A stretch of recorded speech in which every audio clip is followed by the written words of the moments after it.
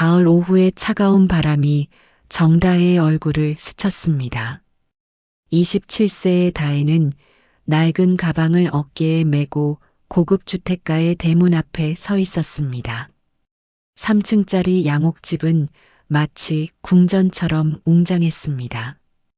흰색 대리석으로 둘러싸인 현관과 정교하게 다듬어진 정원이 그녀가 살아온 세상과는 너무도 달랐습니다.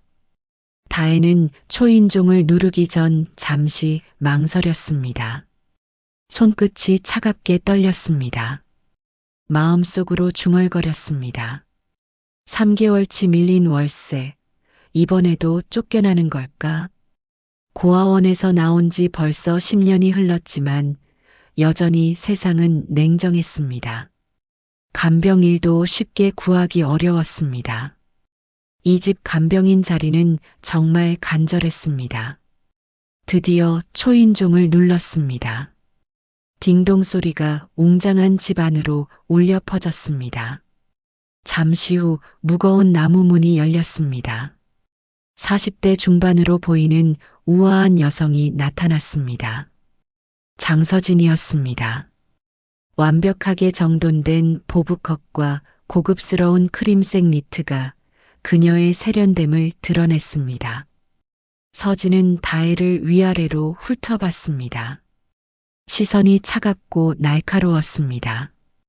다혜는 자신의 낡은 코트와 달아빠진 운동화가 부끄러웠습니다. 무의식 중에 어깨를 움츠렸습니다. 안녕하세요. 오늘부터 한은옥 회장님을 모실 정다혜입니다.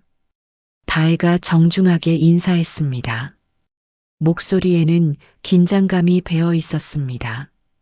서진은 찬찬히 다혜를 살펴봤습니다. 마치 물건을 감정하듯 차갑게 바라봤습니다. 들어오세요. 어머니께서 기다리고 계십니다. 서진의 목소리는 겉으로는 정중했지만 속마음은 전혀 달랐습니다. 다혜는 현관문을 들어서며 깜짝 놀랐습니다. 높은 천장과 화려한 샹들리에가 그녀를 압도했습니다. 대리석 바닥은 거울처럼 반짝였습니다. 벽면에는 비싼 그림들이 걸려 있었습니다. 이런 곳에서 살아본 적이 없는 다혜는 마치 다른 세계에 온 것 같았습니다. 발걸음을 조심스럽게 옮겼습니다. 혹시 바닥에 흠집을 낼까봐 걱정됐습니다.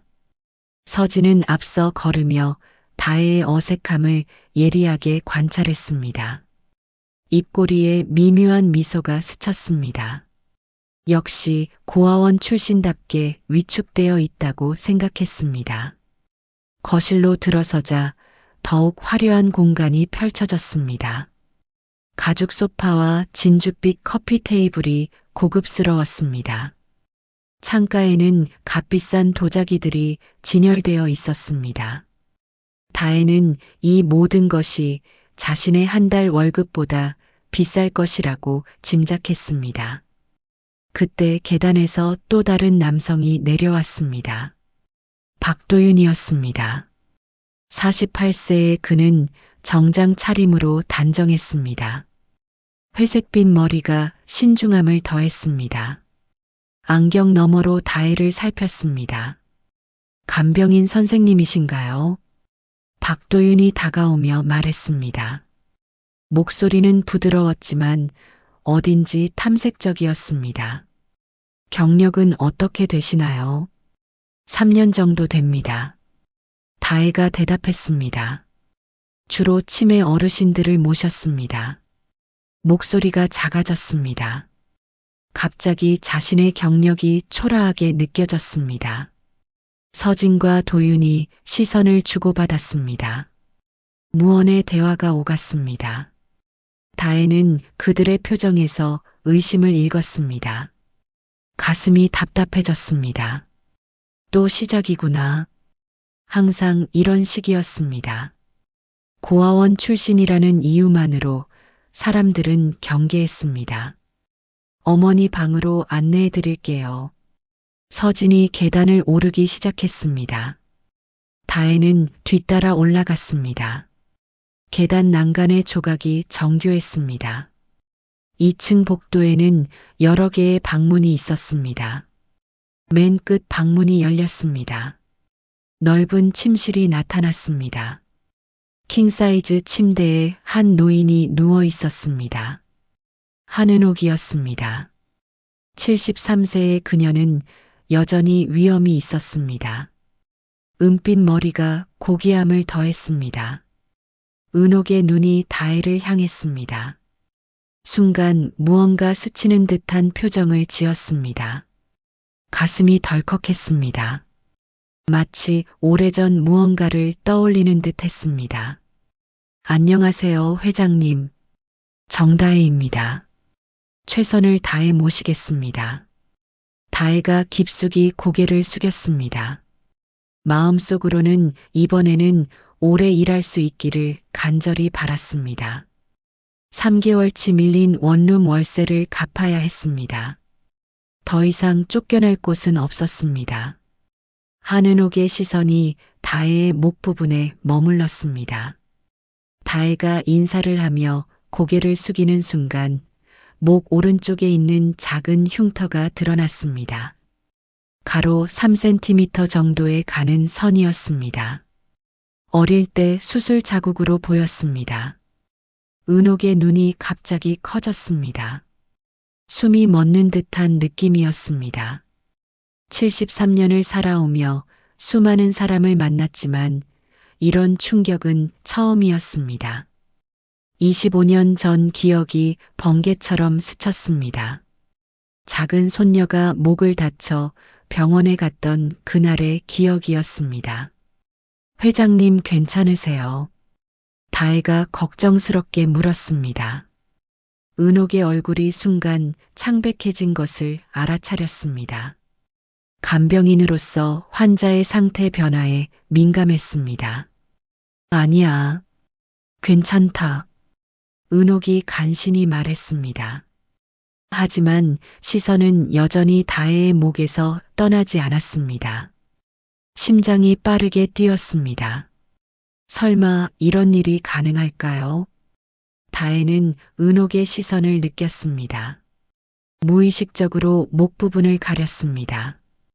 어릴 때부터 이 흉터 때문에 사람들의 시선을 받는 것이 부담스러웠습니다. 고아원에서도 아이들이 흉터를 신기해했습니다. 그때 다혜의 목에 걸린 낡은 펜던트가 움직였습니다.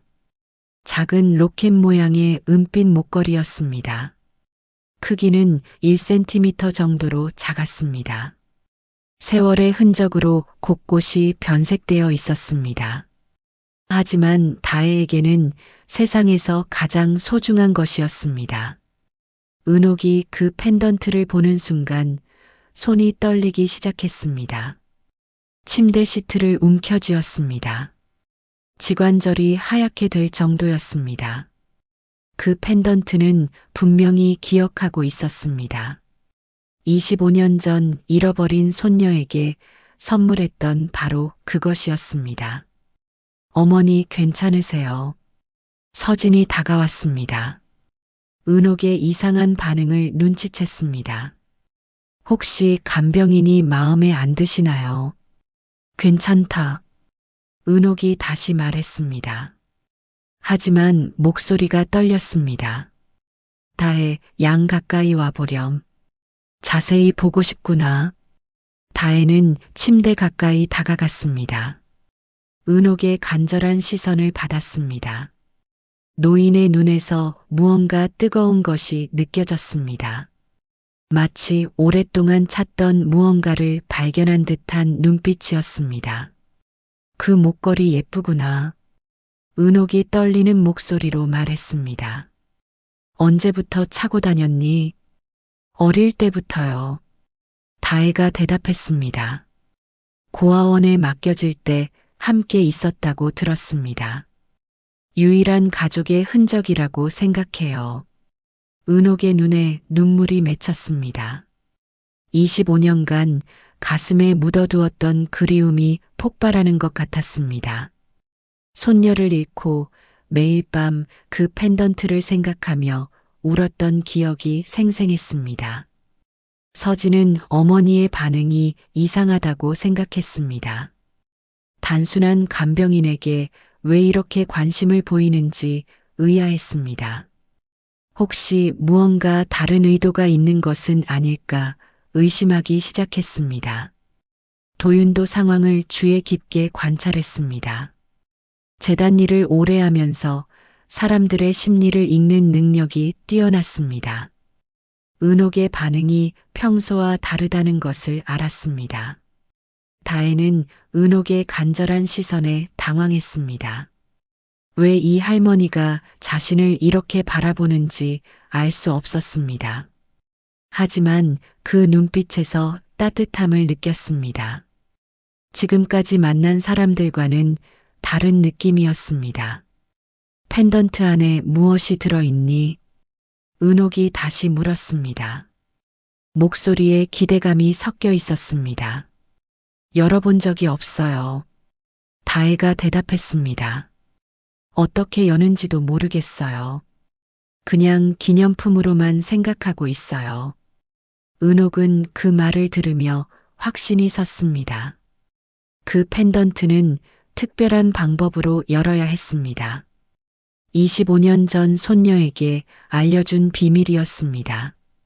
작은 버튼을 누르며 시계 방향으로 돌려야 열렸습니다. 회장님, 오늘은 많이 피곤해 보이세요. 서진이 끼어들었습니다. 간병인 선생님도 짐을 정리하시고 내일부터 본격적으로 시작하시는 게 어떨까요? 은옥은 아쉬웠지만 고개를 끄덕였습니다. 너무 성급하게 행동해서는 안 됐습니다. 25년을 기다렸는데 하루 이틀 더 기다릴 수 있었습니다. 하지만 가슴은 여전히 두근거렸습니다. 다혜는 방을 나서며 뒤돌아봤습니다.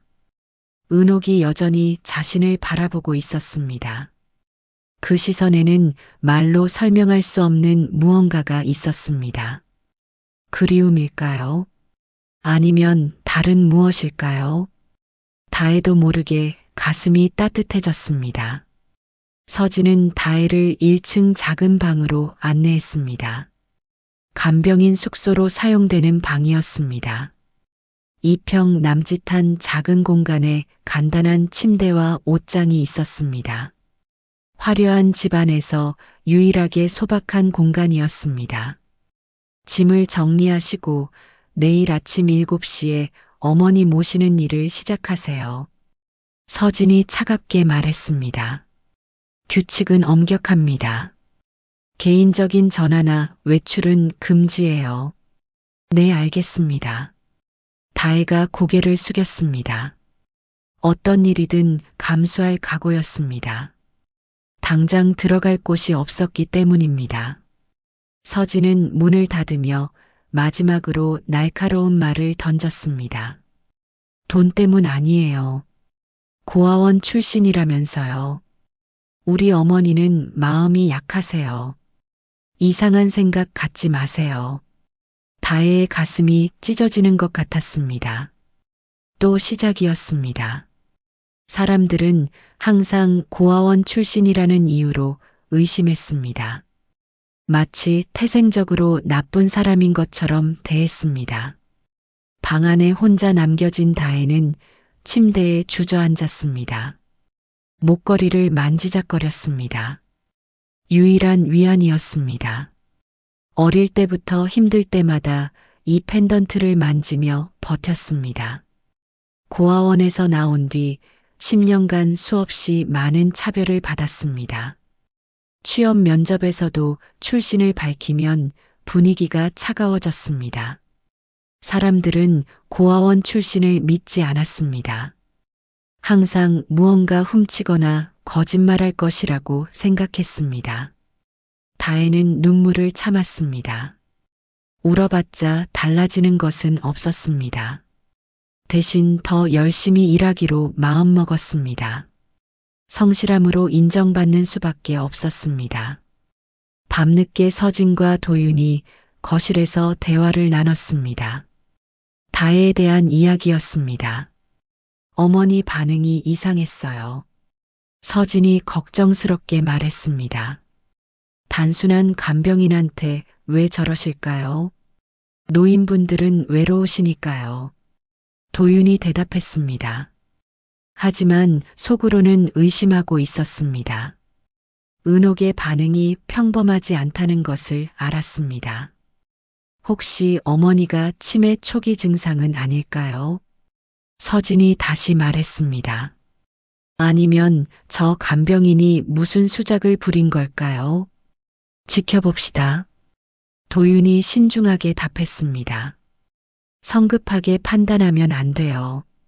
서진은 불안했습니다. 어머니가 간병인에게 마음을 열면 골치 아플 것 같았습니다. 재산 상속 문제도 복잡해질 수 있었습니다. 절대 그런 일은 일어나서는 안 됐습니다.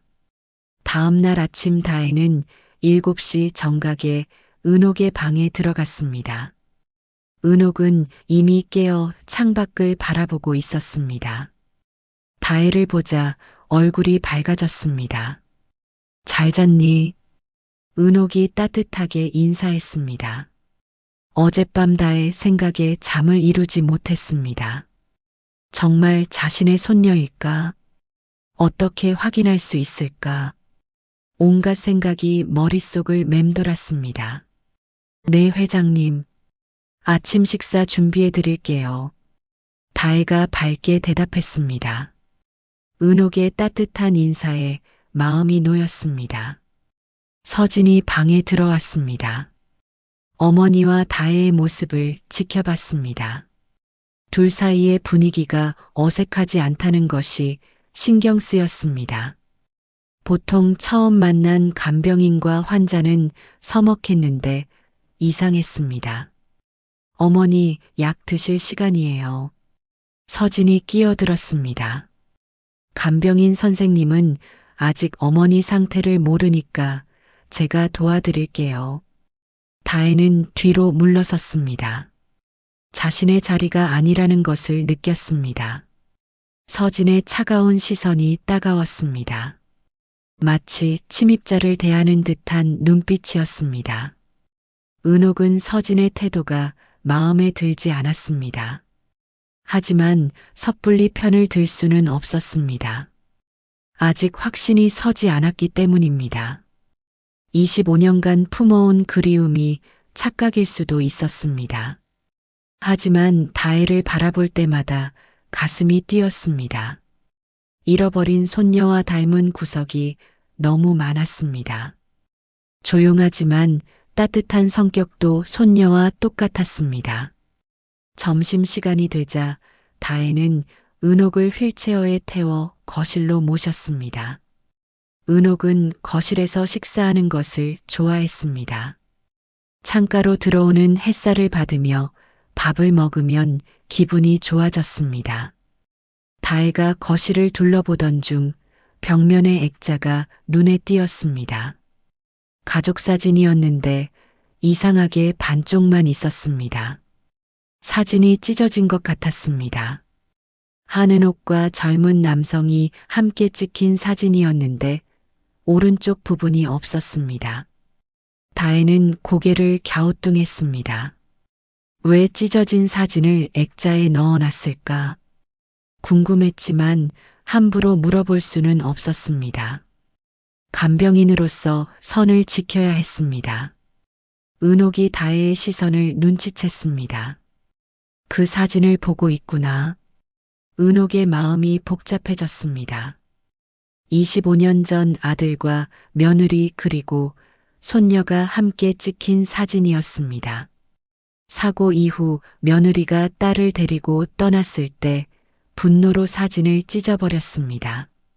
그 사진에 대해 궁금하니 은옥이 조심스럽게 물었습니다. 아니에요. 죄송합니다. 다혜가 황급히 고개를 숙였습니다. 개인적인 것을 궁금해해서는 안 됐습니다. 괜찮다. 내 아들 사진이란다. 은옥이 쓸쓸하게 말했습니다. 25년 전에 돌아가셨어. 그때 손녀도 함께 잃었지. 다혜의 가슴이 뭉클했습니다. 은옥의 목소리에서 깊은 슬픔이 느껴졌습니다. 가족을 잃은 아픔은 자신도 잘 알고 있었습니다. 비록 기억은 없지만 언젠가 누군가가 자신을 사랑했을 것이라고 믿고 있었습니다. 손녀분은 어떻게 되셨어요? 다혜가 조심스럽게 물었습니다. 모른다. 며느리가 데리고 사라졌어. 은옥의 눈에 눈물이 맺혔습니다. 그때 3살이었는데 이제 28살이 됐겠구나. 다혜는 자신의 나이와 비슷하다는 것을 깨달았습니다. 묘한 우연이었습니다. 만약 자신에게 할머니가 있었다면 은옥 같은 분이었을까 하고 생각했습니다. 카메라가 사진과 다혜의 펜던트를 번갈아 비췄습니다. 찢어진 사진 옆에 걸린 거울에 다혜의 모습이 반사됐습니다. 마치 사진의 빈 공간을 채우는 것 같았습니다. 서진이 거실로 들어왔습니다. 어머니와 다혜의 대화를 들었습니다. 눈살을 찌푸렸습니다. 왜 어머니가 가족 이야기를 간병인에게 하는지 이해할 수 없었습니다. 어머니, 약 드실 시간이에요. 서진이 끼어들었습니다. 그리고 다혜를 향해 차갑게 말했습니다. 어머니께 너무 많은 질문 드리지 마세요. 다혜는 미안하다고 고개를 숙였습니다. 하지만 억울했습니다. 자신은 단지 은옥의 이야기를 들어드린 것뿐이었습니다. 은옥은 서진의 태도가 불쾌했습니다.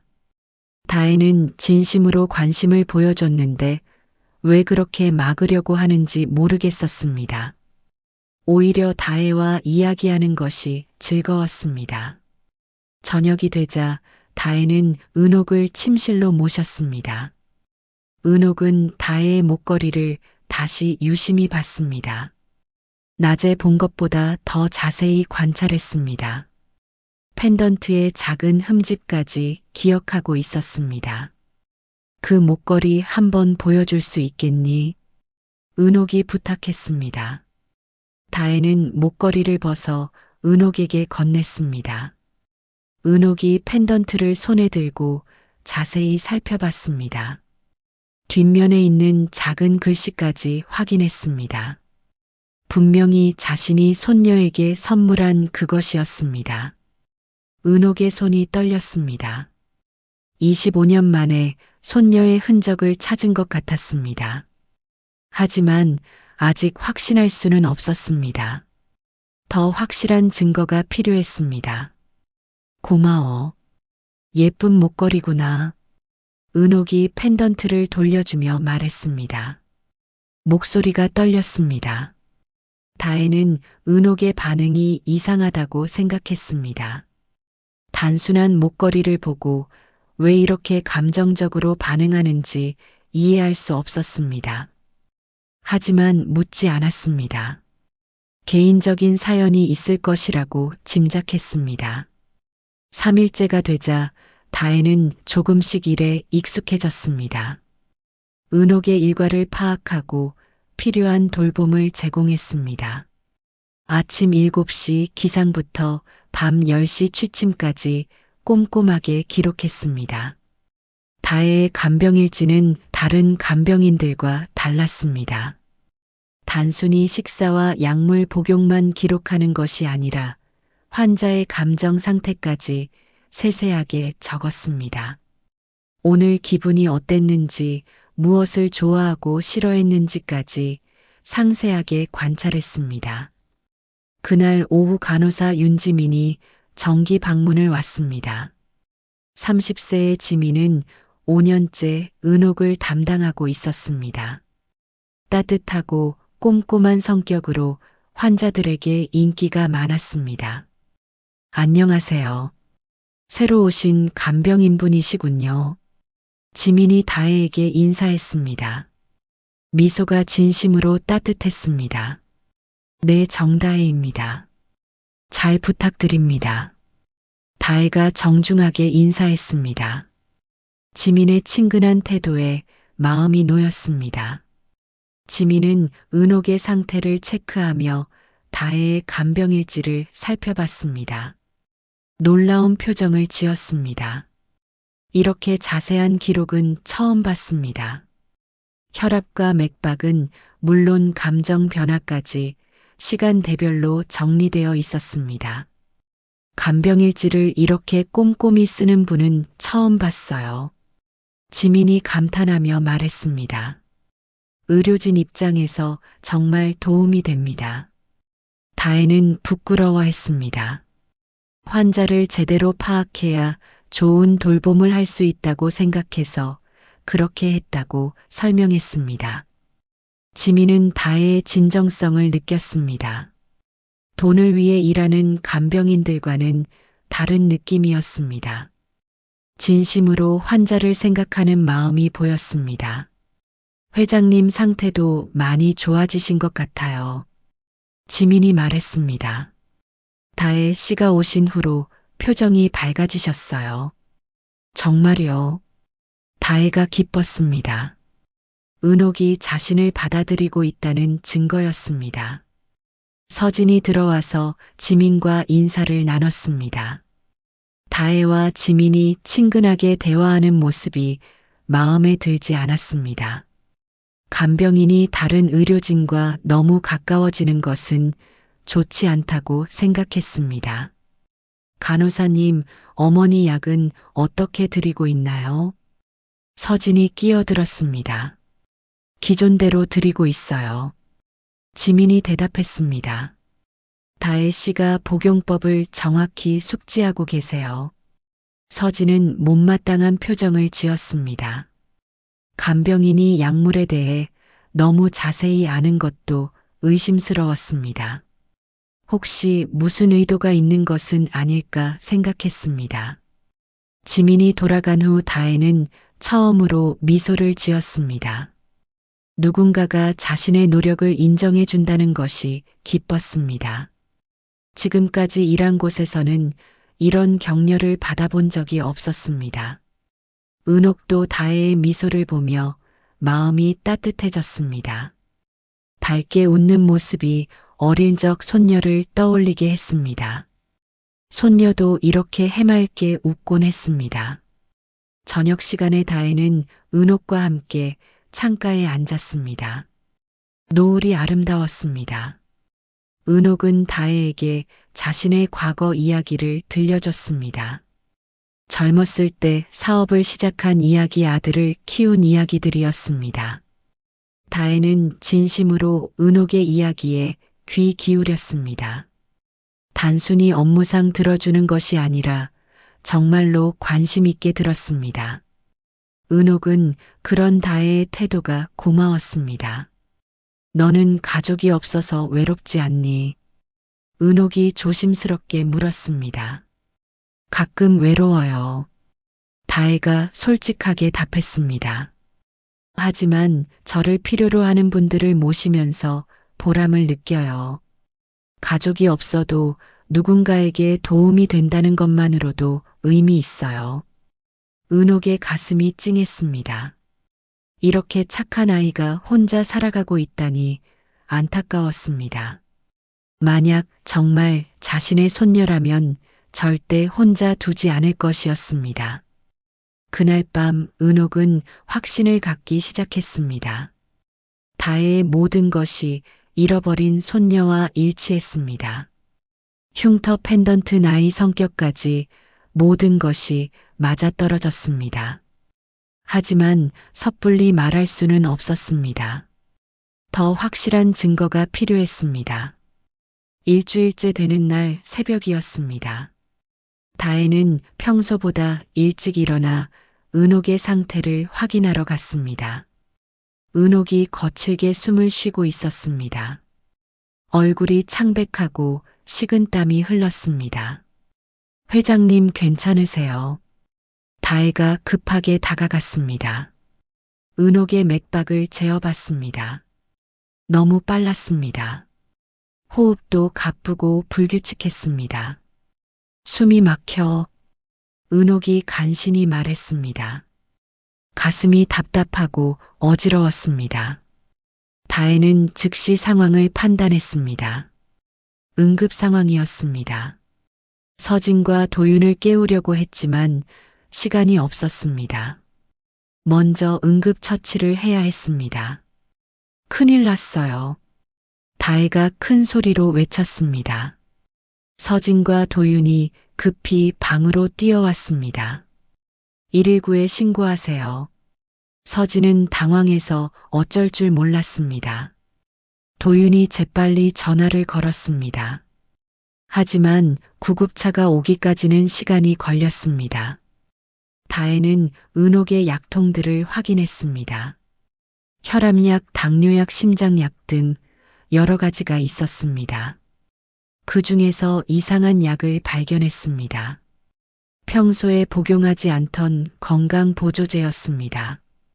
이 약 언제부터 드셨어요? 다혜가 서진에게 물었습니다. 어제부터요. 몸에 좋다고 해서 드렸는데요. 서진이 대답했습니다. 이 약 당장 중단하세요. 다혜가 단호하게 말했습니다. 항응고제와 함께 먹으면 위험해요. 무슨 소리예요? 서진이 화를 냈습니다. 당신이 뭔데 약을 중단하라고 해요. 다혜는 서진의 화를 개의치 않았습니다. 환자의 생명이 더 중요했습니다. 즉시 심폐보조를 시작했습니다. 고아원에서 응급처치를 배웠던 것이 도움이 됐습니다. 은옥의 호흡이 조금씩 안정됐습니다. 다혜의 신속한 대처 덕분이었습니다. 10분 후 구급차가 도착했습니다.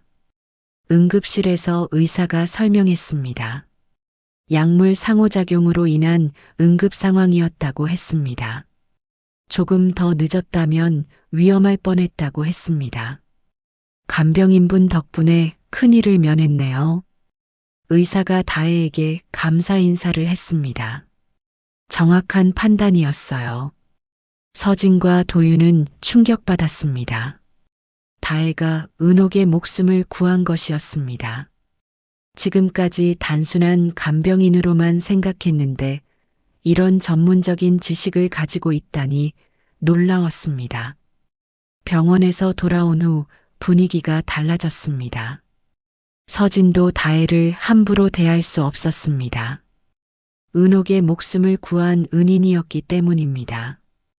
은옥은 다혜를 더욱 신뢰하게 됐습니다. 위급한 순간에 침착하게 대처하는 모습이 대견했습니다. 만약 정말 손녀라면 이런 상황에서도 할머니를 지킬 수 있을 것이라고 생각했습니다. 고마워. 은옥이 다혜의 손을 잡으며 말했습니다. 내가 있어서 살았구나. 당연한 일을 했을 뿐이에요. 다혜가 겸손하게 답했습니다. 하지만 마음속으로는 뿌듯했습니다. 자신이 정말로 도움이 됐다는 것을 확인했기 때문입니다. 그날 밤 은옥은 더욱 확신을 갖게 됐습니다. 다혜는 단순한 간병인이 아니었습니다. 자신을 진심으로 걱정하고 보호하려는 마음이 느껴졌습니다. 마치 가족처럼 자신을 대해줬습니다. 그날 밤 은옥은 잠을 이루지 못했습니다. 오늘 있었던 일이 계속 머릿속을 맴돌았습니다. 다혜가 자신의 목숨을 구해준 것이 꿈만 같았습니다. 25년 만에 만난 손녀가 할머니를 지켜준 것일까요? 새벽 2시가 넘어서도 잠들지 못하고 있었습니다. 다혜가 조용히 방문을 열고 들어왔습니다. 정기적으로 환자 상태를 확인하는 것이 습관이었습니다. 회장님 잠 안 오세요? 다혜가 조심스럽게 물었습니다. 그래, 잠이 안 온다. 은옥이 쓸쓸하게 대답했습니다. 내가 있어서 마음은 편한데 잠은 안 오는구나. 다혜는 은옥 옆에 의자를 놓고 앉았습니다. 밤에 잠 못 이루는 환자들과 대화해 주는 것도 간병인의 일이었습니다. 무슨 생각을 하고 계세요? 다혜가 부드럽게 물었습니다. 옛날 생각이 나서 그래. 은옥이 천장을 바라보며 말했습니다.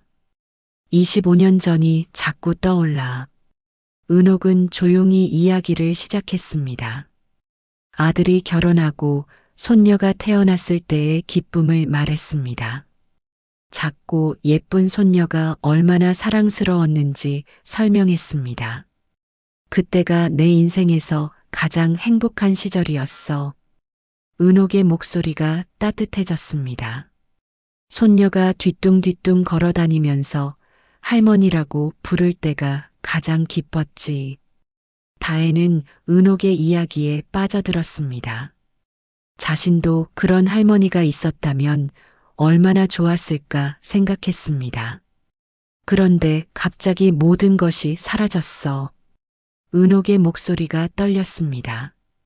아들이 사고로 죽고 며느리가 손녀를 데리고 사라졌지. 은옥의 눈에서 눈물이 흘렀습니다. 25년간 참아왔던 슬픔이 터져나왔습니다. 그날 손녀는 흰 목도리를 하고 있었어. 은옥이 혼잣말처럼 중얼거렸습니다. 내가 사준 작은 목걸이도 차고 있었고 목에 작은 흉터도 있었는데 다혜는 가슴이 뛰었습니다. 은옥이 말하는 특징들이 자신과 너무 비슷했습니다. 목걸이와 흉터 그리고 나이까지 모든 것이 일치했습니다. 하지만 확신할 수는 없었습니다. 세상에 우연이 이렇게 많을 수도 있었습니다. 섣불리 기대했다가 실망하고 싶지 않았습니다. 손녀분을 많이 그리워하시는군요. 다혜가 조심스럽게 말했습니다. 매일 밤 그 아이를 생각해. 은옥이 눈물을 닦으며 말했습니다. 지금쯤 어떻게 자랐을까? 행복하게 살고 있을까? 날 기억하고 있을까? 분명히 기억하고 계실 거예요. 다혜가 위로했습니다. 할머니의 사랑을 받고 자란 아이라면 평생 그 기억을 간직할 거예요. 은옥은 다혜의 말에 위안을 받았습니다. 이 아이는 정말 따뜻한 마음을 가지고 있었습니다. 만약 자신의 손녀라면 이런 아이로 자랐을 것이라고 확신했습니다. 내가 있으니까 손녀 생각이 더 많이 나. 은옥이 솔직하게 말했습니다. 나이도 비슷하고 마음씨도 착해서 자꾸 겹쳐 보여. 다혜도 은옥을 보면 할머니가 생각났습니다. 만약 자신에게 할머니가 있었다면 은옥 같은 분이었을 것이라고 생각했습니다. 저도 회장님을 보면 할머니가 생각나요. 다혜가 조심스럽게 말했습니다.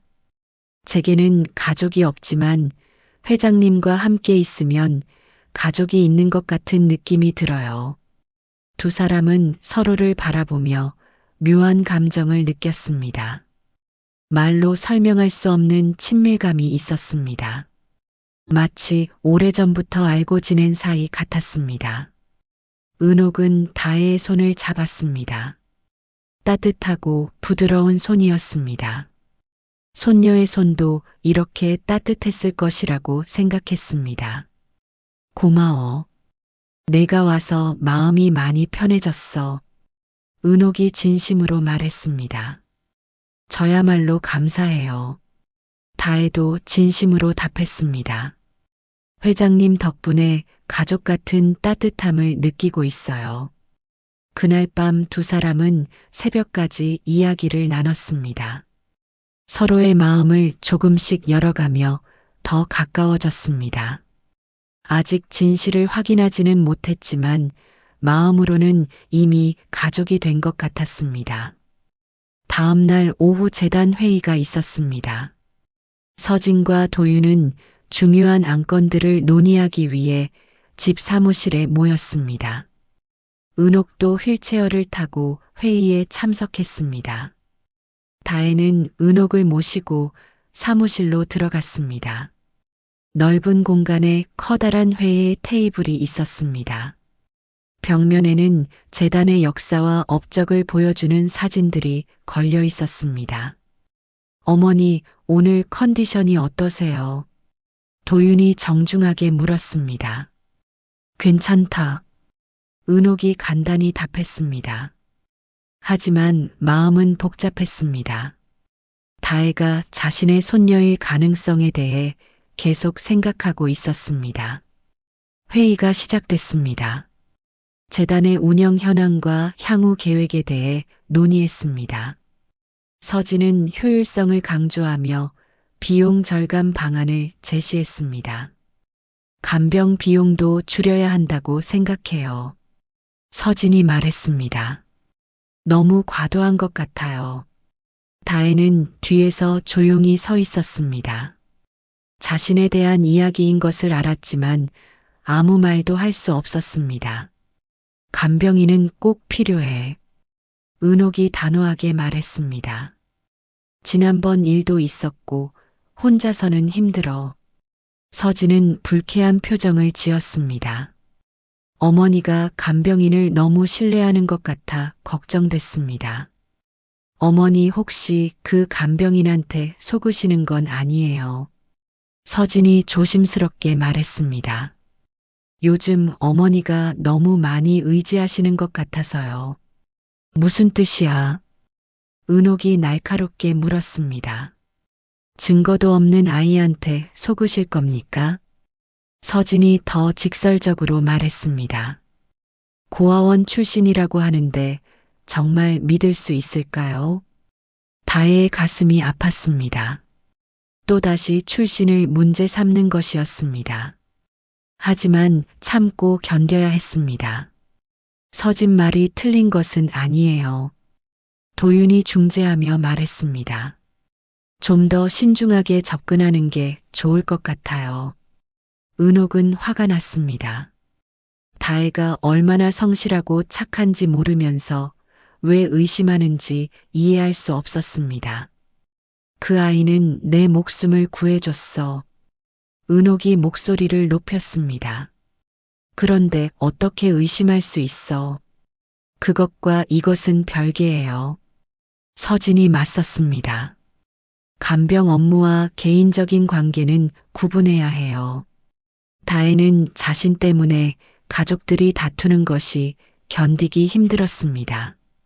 자신이 없었다면 이런 갈등도 없었을 것이라고 생각했습니다.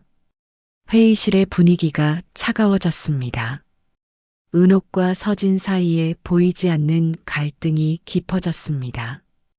도윤은 어정쩡한 입장에서 양쪽을 달래려고 했습니다. 저는 나가 있을게요. 다혜가 조용히 말했습니다. 가족회의에 무관한 사람이 있으면 안 될 것 같아서요. 아니다. 은옥이 강하게 말했습니다. 내가 있어야 해. 너도 이 집의 일원이야. 서진은 어머니의 말에 더욱 화가 났습니다. 간병인을 가족이라고 부르다니 정말 이상했습니다. 어머니 무슨 말씀이세요? 서진이 따져 물었습니다. 간병인이 가족이라니요. 은옥은 더 이상 참을 수 없었습니다. 다혜가 자신의 손녀일 가능성이 높다고 생각했지만 아직 확실한 증거가 없어서 말하기 어려웠습니다.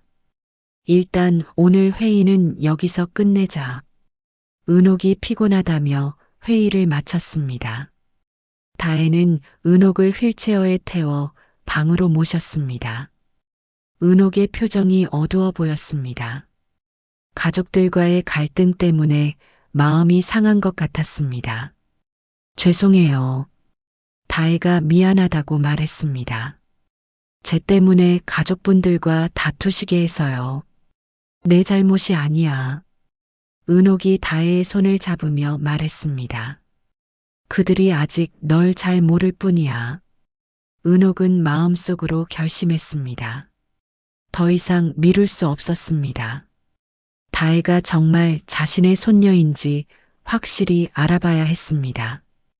그래야 이 모든 갈등을 해결할 수 있을 것이었습니다. 다음 날 지민이 정기 방문을 왔습니다. 은옥의 상태를 확인하고 약물 조절에 대해 상의하기 위해서였습니다. 지민은 다혜와도 간병 상황을 공유하며 협력하고 있었습니다. 다혜 씨 간병일지 정말 대단해요. 지민이 감탄하며 말했습니다. 의사 선생님도 이런 기록은 처음 본다고 하시더라고요.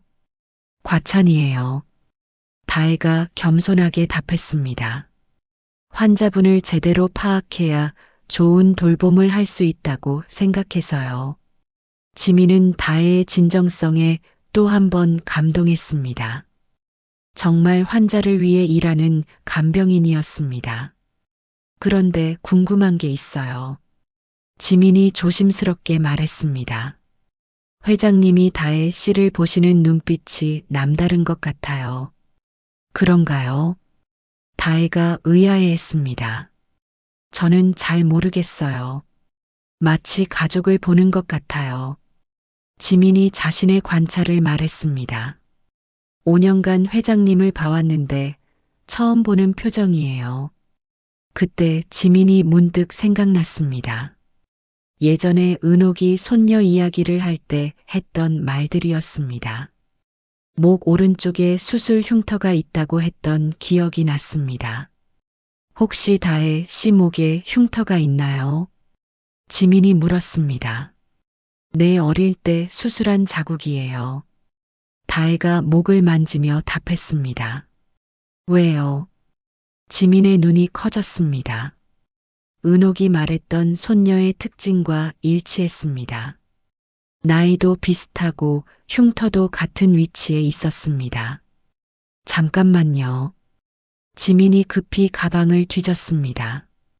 제가 찾아봐야 할 것이 있어요. 지민은 자신의 노트북을 꺼냈습니다. 병원 의무기록 시스템에 접속했습니다. 예전에 은옥이 손녀에 대해 문의했을 때 도움이 되고자 관련 자료를 찾아본 적이 있었습니다. 아, 여기 있네요. 지민이 화면을 가리켰습니다. 28년 전 소아과 기록이에요. 무엇에 대한 기록인가요? 다혜가 궁금해했습니다. 목 오른쪽 수술 기록이에요. 지민이 설명했습니다. 환자 이름은 정다영. 당시 3살이었고요. 다혜의 심장이 빠르게 뛰었습니다. 자신의 원래 이름이 다영이었다는 것은 고아원에서 들었습니다. 성은 기억하지 못한다고 했지만 정 씨였을 가능성이 있었습니다. 수술 날짜가 언제예요? 다혜가 떨리는 목소리로 물었습니다. 지민이 기록을 자세히 봤습니다. 날짜와 수술 내용 담당 의사까지 상세히 기록되어 있었습니다. 다혜의 흉터와 위치가 정확히 일치했습니다. 크기와 모양도 수술 기록과 같았습니다. 이게 정말 저에 대한 기록일까요? 다혜가 믿기 어렵다는 듯 말했습니다. 가능성이 높아 보여요. 지민이 신중하게 답했습니다. 하지만 더 확실한 확인이 필요해요. 지민은 기록을 프린트했습니다. 다혜에게 건네주며 말했습니다. 이걸 회장님께 보여드리는 게 어떨까요? 다혜는 종이를 받아들었습니다. 손이 떨렸습니다. 정말 자신이 은옥의 손녀일 수도 있다는 생각에 가슴이 두근거렸습니다. 하지만 동시에 두려웠습니다. 만약 아니라면 어떻게 될까요? 지금까지 쌓아온 신뢰가 무너질 수도 있었습니다. 천천히 생각해 보세요. 지민이 위로했습니다. 급하게 결정할 일은 아니에요. 그날 저녁 다혜는 의무기록을 손에 쥐고 고민에 빠졌습니다. 은옥에게 이 사실을 말해야 할지 망설여졌습니다. 은옥도 평소와 다른 다혜의 모습을 눈치챘습니다. 무언가 깊은 생각에 빠진 것 같았습니다. 무슨 일이야? 은옥이 걱정스럽게 물었습니다. 아니에요. 다혜가 머뭇거렸습니다. 그런데 회장님께 보여드리고 싶은 게 있어요. 다혜는 조심스럽게 의무기록을 꺼냈습니다. 은옥에게 건네줬습니다. 은옥이 기록을 보는 순간 눈이 커졌습니다. 손이 떨리기 시작했습니다. 25년 전 잃어버린 손녀의 수술 기록이 분명했습니다. 이게 어디서 나온 거야? 은옥이 떨리는 목소리로 물었습니다. 지민 간호사님이 찾아주신 거예요. 다혜가 답했습니다. 혹시 저와 관련이 있을까 해서요. 은옥의 눈에서 눈물이 흘렀습니다. 모든 퍼즐이 맞춰지고 있었습니다.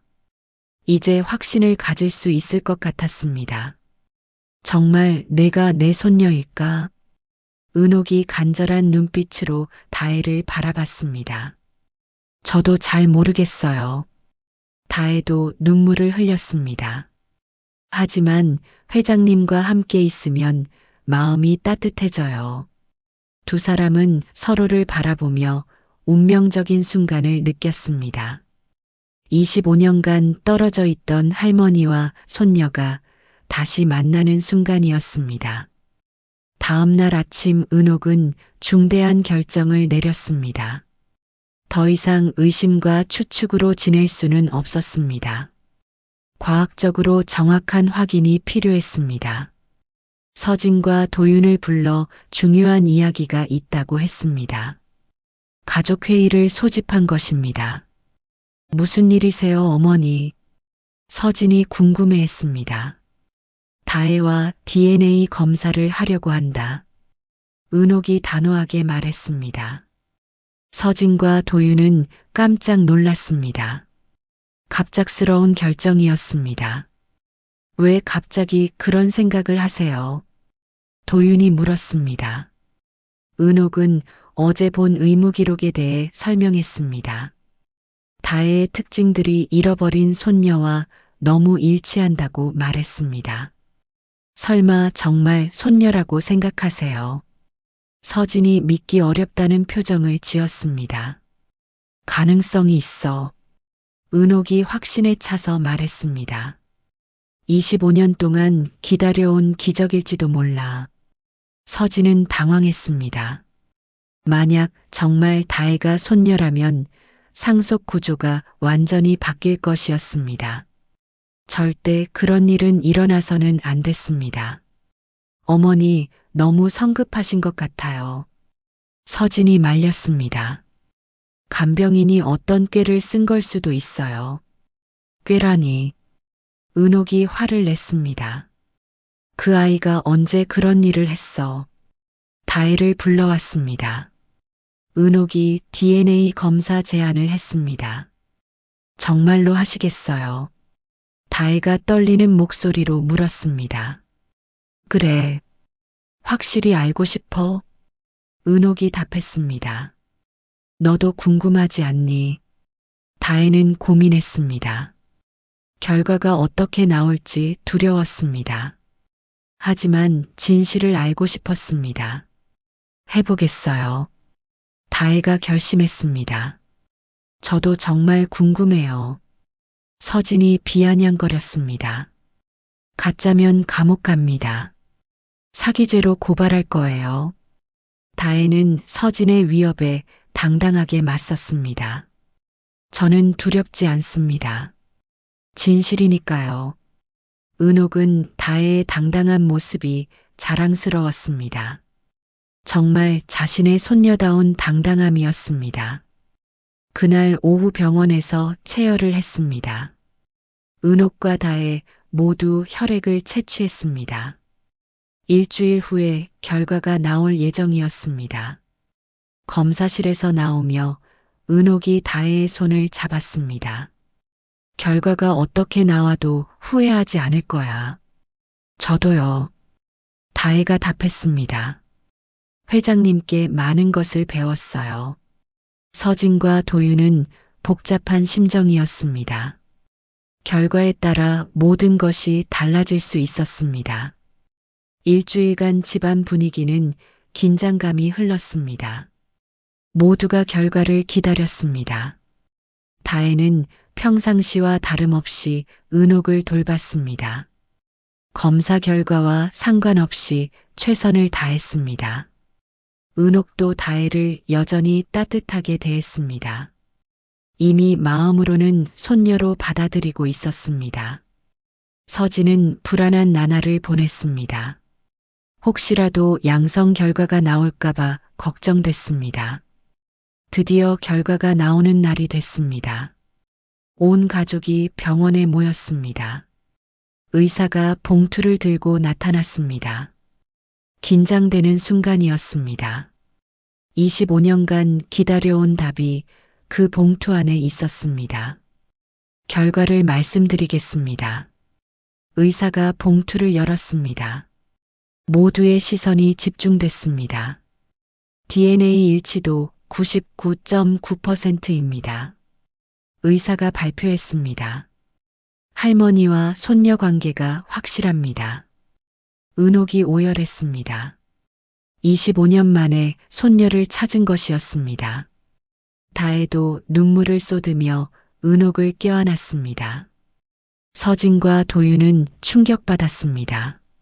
정말 다혜가 은옥의 손녀였던 것입니다. 할머니. 다혜가 처음으로 은옥을 할머니라고 불렀습니다. 내 손녀야. 은옥이 다혜를 꼭 안으며 울었습니다. 25년 만에 만났구나. 그 순간 모든 것이 바뀌었습니다. 다혜는 더 이상 간병인이 아니라 이 집의 진짜 가족이 됐습니다. DNA 검사 결과가 나온 후 며칠간 집안은 조용했습니다. 서진은 충격에서 벗어나지 못하고 있었습니다. 25년간 자신이 유일한 상속자라고 생각했는데 진짜 혈육이 나타난 것이었습니다. 다혜는 여전히 예전과 같이 은옥을 돌봤습니다. 손녀라는 사실이 확인됐지만 갑자기 태도를 바꾸지 않았습니다. 할머니의 건강이 가장 중요했습니다. 어느 날 오후 다혜는 은옥의 약통을 정리하고 있었습니다. 정해진 시간에 정확한 용량을 복용할 수 있도록 하루치 약을 미리 준비하는 것이 습관이었습니다. 그런데 이상한 점을 발견했습니다. 평소에 없던 건강 보조제가 하나 더 있었습니다. 지난번 응급 상황을 일으켰던 그 보조제와 비슷한 종류였습니다. 이상하네요. 다혜가 혼잣말했습니다. 분명히 치웠는데 또 생겼어요. 다혜는 약통을 자세히 살펴봤습니다.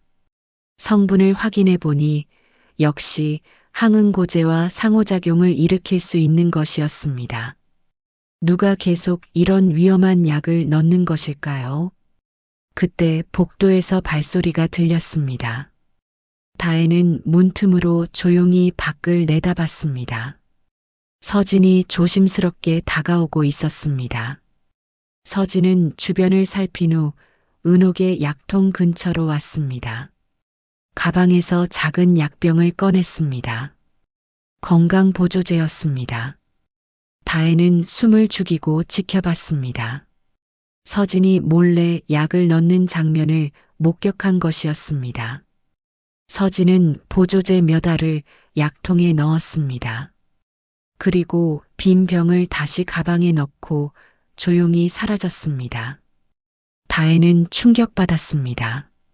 서진이 의도적으로 할머니에게 해로운 약을 먹이고 있었던 것입니다. 지난번 응급 상황도 우연이 아니었습니다. 어떻게 해야 할지 고민됐습니다. 증거가 없어서 당장 고발하기는 어려웠습니다. 하지만 할머니의 안전이 우선이었습니다. 다혜는 서진이 넣은 보조제를 모두 제거했습니다. 그리고 지민에게 연락했습니다. 이런 상황을 혼자 처리하기에는 위험했습니다. 지민이 저녁에 찾아왔습니다. 다혜가 목격한 일을 자세히 들었습니다. 정말 심각한 문제네요. 지민이 걱정스러워했습니다. 증거를 확보해야 해요. 어떻게 하면 좋을까요? 다혜가 물었습니다. 일단 약물을 따로 보관해 두세요. 지민이 조언했습니다. 그리고 CCTV가 있는지 확인해 봐야겠어요. 다혜는 집안을 살펴봤습니다. 다행히 복도에 보안 카메라가 설치되어 있었습니다. 서진의 행동이 녹화됐을 가능성이 있었습니다. 하지만 문제는 그 영상에 접근하는 것이었습니다. 가족이 아닌 다혜가 함부로 확인할 수는 없었습니다. 며칠 후 또 다른 기회가 왔습니다. 서진이 다시 몰래 약을 넣으려는 순간을 다혜가 목격했습니다. 이번에는 휴대폰으로 몰래 촬영했습니다. 동영상 증거를 확보한 다혜는 지민과 상의했습니다. 이제 할머니께 사실을 알려야 할 때였습니다. 하지만 다혜는 망설였습니다. 가족 간의 갈등을 더 키우는 것이 맞을까요? 서진도 어려운 상황에 있을 수 있었습니다. 지민이 다혜를 설득했습니다. 환자의 안전이 가장 중요해요. 이건 생명과 직결된 문제예요. 다혜는 결심했습니다. 할머니의 생명을 지키기 위해서라면 불편한 진실도 말해야 했습니다. 그날 밤 다혜는 은옥에게 모든 것을 털어놨습니다. 서진이 몰래 위험한 약을 넣고 있다는 사실을 말했습니다. 은옥은 처음엔 믿기 어려워했습니다. 하지만 다혜가 보여준 동영상을 보고 충격받았습니다. 정말 서진이 그런 일을 했단 말이야. 은옥이 떨리는 목소리로 물었습니다. 죄송해요. 다혜가 미안해했습니다. 이런 말씀을 드려야 해서요. 아니야. 고마워. 은옥이 다혜의 손을 잡았습니다. 내가 아니었다면 큰일 날 뻔했어. 은옥은 분노했습니다. 자신을 딸이라고 부르며 모시는 척했던 서진이 실제로는 자신의 목숨을 위협하고 있었던 것입니다. 이제 어떻게 하실 건가요? 다혜가 조심스럽게 물었습니다. 확실히 해야겠어. 은옥이 단호하게 말했습니다. 더 이상 속을 수는 없어. 은옥은 서진을 추궁하기로 결심했습니다. 하지만 신중하게 접근해야 했습니다. 서진이 혐의를 부인하거나 증거를 인멸할 수도 있었습니다. 며칠 후 은옥은 가족회의를 소집했습니다. 중요한 발표가 있다고 했습니다. 서진과 도윤은 무슨 일인지 몰라 평상시처럼 참석했습니다. 거실에 모든 가족이 모였습니다. 은옥은 휠체어에 앉아 있었고 다혜는 뒤에 서 있었습니다. 분위기가 평소와 달리 무거웠습니다. 오늘 여러분께 중요한 이야기를 하려고 합니다. 은옥이 엄숙하게 말했습니다. 서진과 도윤은 긴장했습니다. 혹시 상속 관련 이야기일까 걱정됐습니다. 먼저 다혜에 대한 이야기부터 하겠습니다. 은옥이 계속했습니다. DNA 검사 결과 다혜가 제 친손녀가 맞는 것으로 확인됐습니다.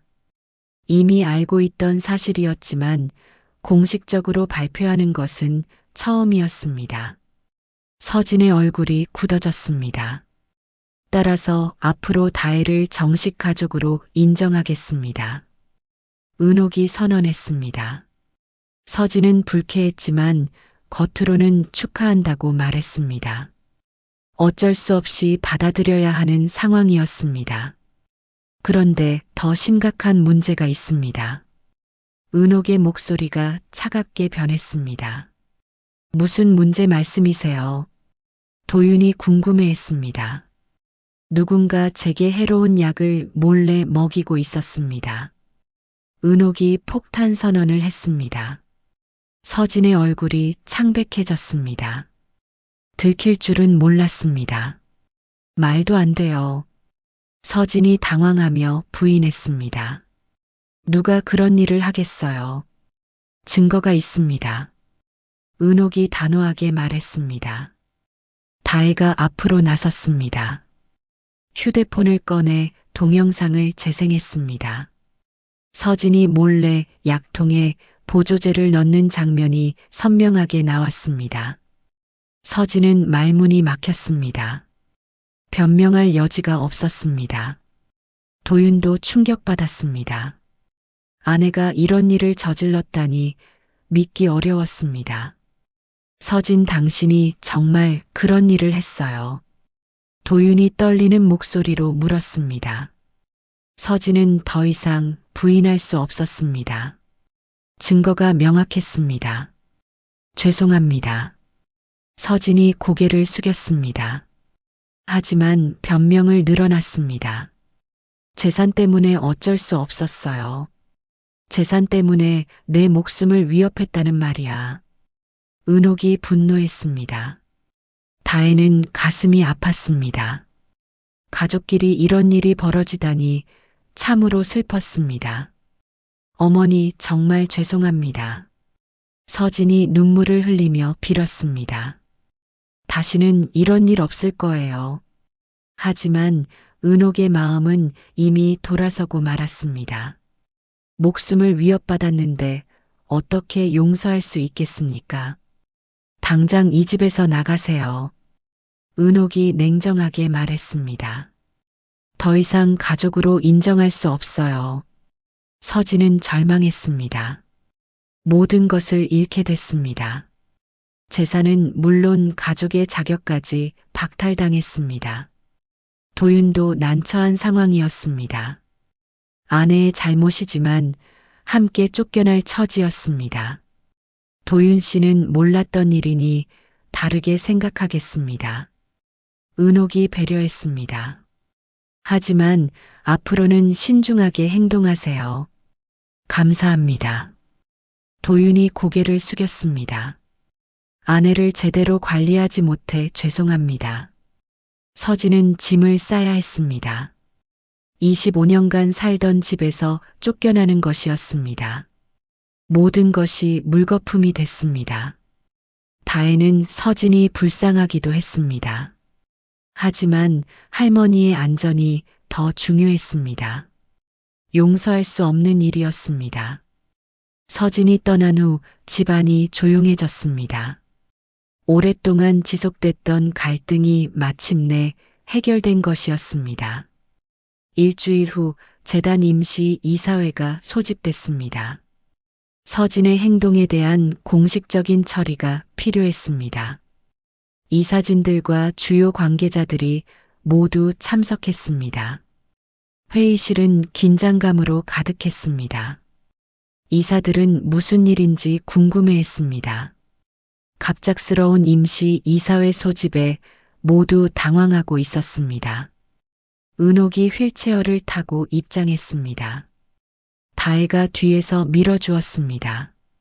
평소보다 엄숙한 표정이었습니다. 25년간 재단을 이끌어온 은옥의 위엄이 느껴졌습니다. 도윤은 이미 자리에 앉아 있었습니다. 며칠 전 일로 인해 마음이 무거웠습니다. 아내의 행동으로 인해 자신의 입지도 흔들릴 수 있었습니다. 오늘 임시 이사회를 소집한 이유를 말씀드리겠습니다. 은옥이 차분하게 시작했습니다. 매우 심각한 문제가 발생했기 때문입니다. 이사들이 술렁였습니다. 재단 운영에 문제가 생긴 것일까 걱정하는 표정들이었습니다. 먼저 기쁜 소식부터 전하겠습니다. 은옥이 다혜를 소개했습니다. 25년 만에 제 손녀를 찾았습니다. 이사들이 놀라며 박수를 쳤습니다. 은옥이 손녀를 찾았다는 소식에 모두 기뻐했습니다. 다혜는 정중하게 인사했습니다. 하지만 더 심각한 문제가 있습니다. 은옥의 표정이 어두워졌습니다.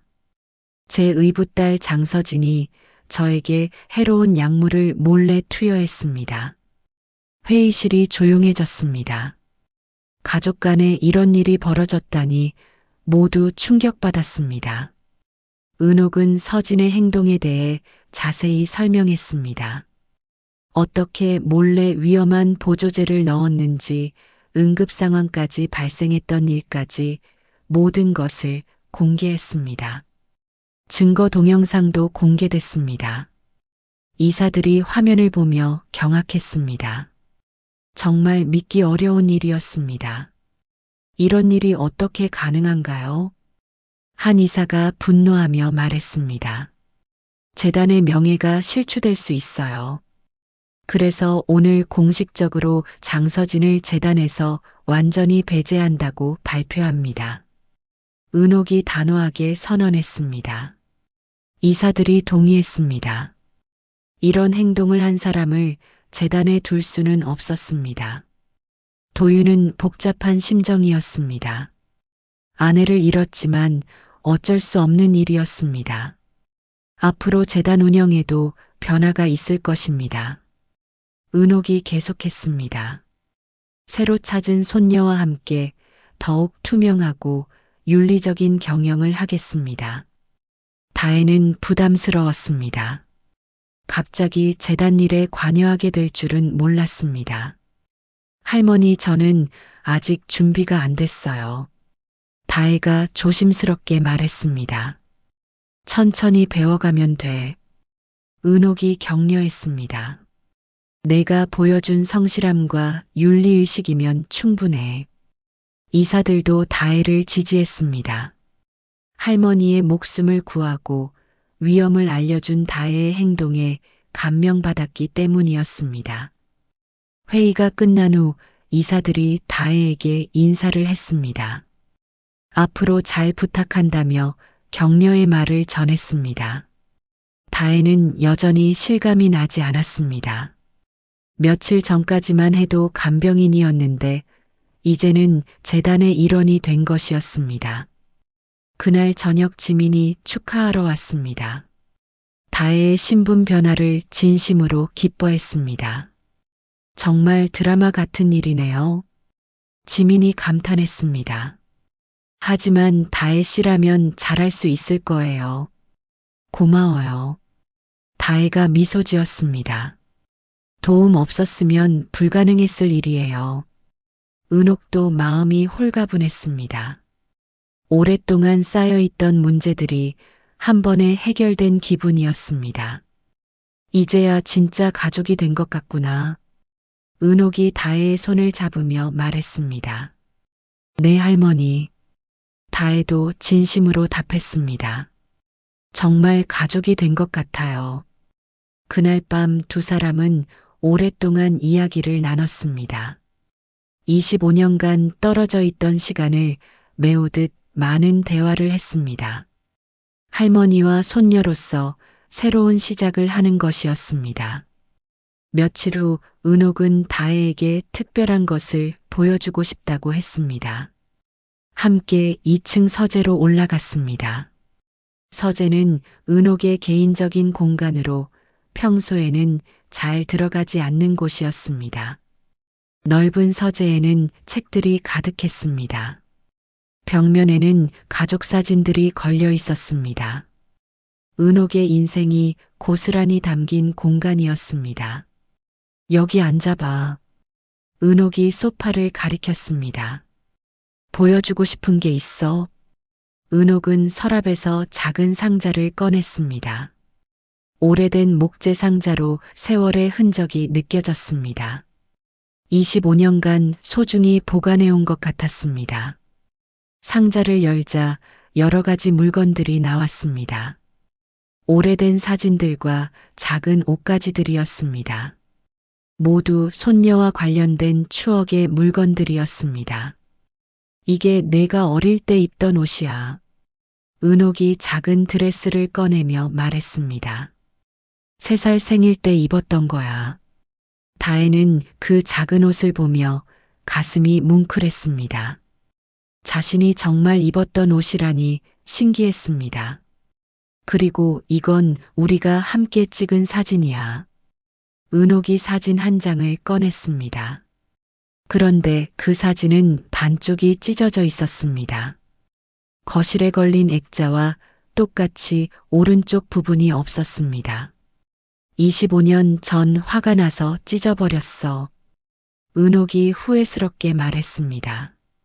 며느리와 너를 잃고 나서 참을 수가 없었거든. 다혜는 은옥의 마음을 이해했습니다. 가족을 잃은 슬픔과 분노가 얼마나 컸을지 짐작할 수 있었습니다.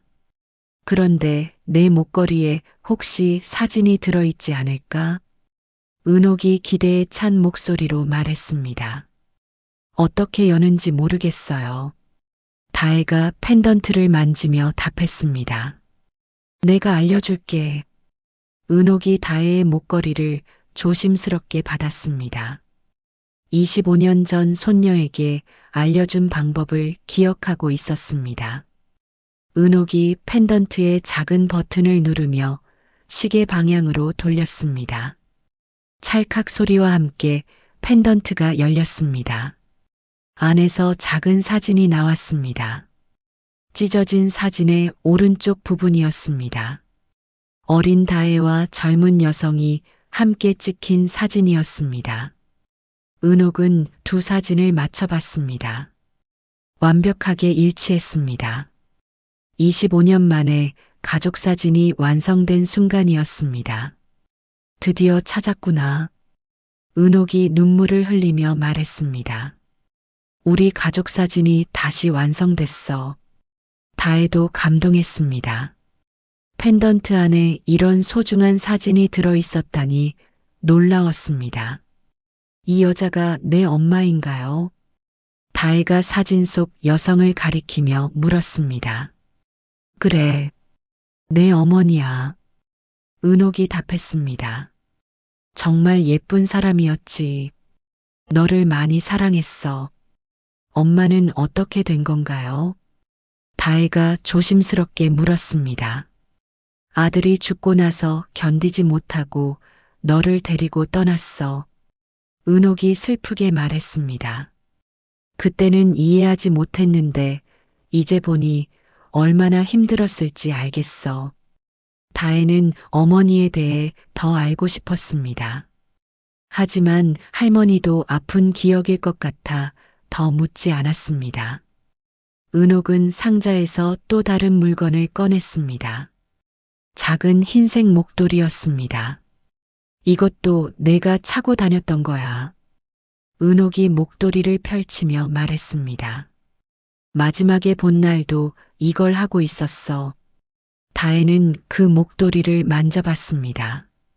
부드럽고 따뜻한 감촉이었습니다.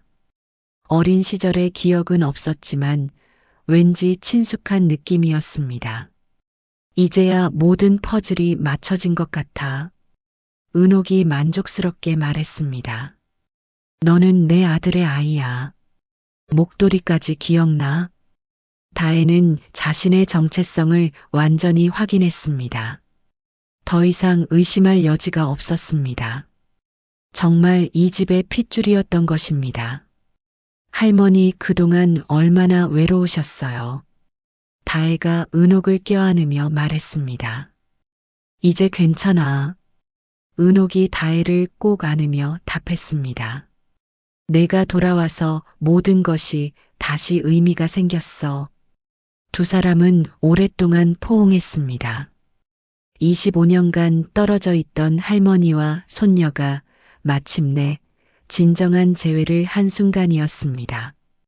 그날 저녁 은옥은 완성된 가족 사진을 새 액자에 넣었습니다.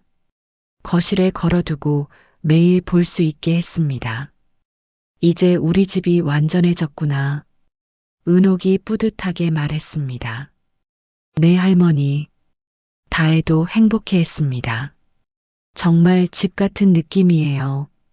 그날 밤 다혜는 처음으로 진정한 안정감을 느꼈습니다. 더 이상 혼자가 아니었습니다.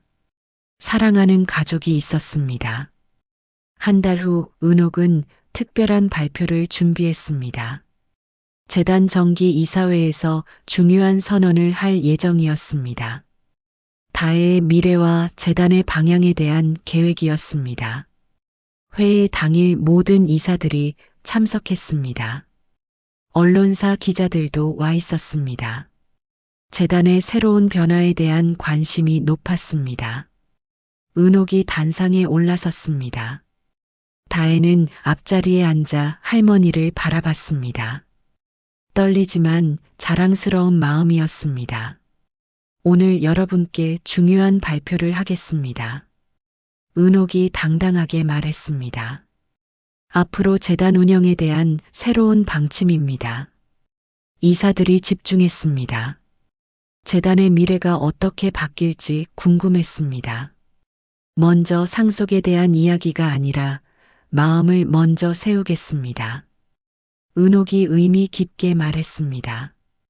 재산보다 사람이 우선입니다. 박수가 터져 나왔습니다. 은옥다운 철학이었습니다. 그리고 간병 윤리 규정을 새로 만들겠습니다. 은옥이 계속했습니다.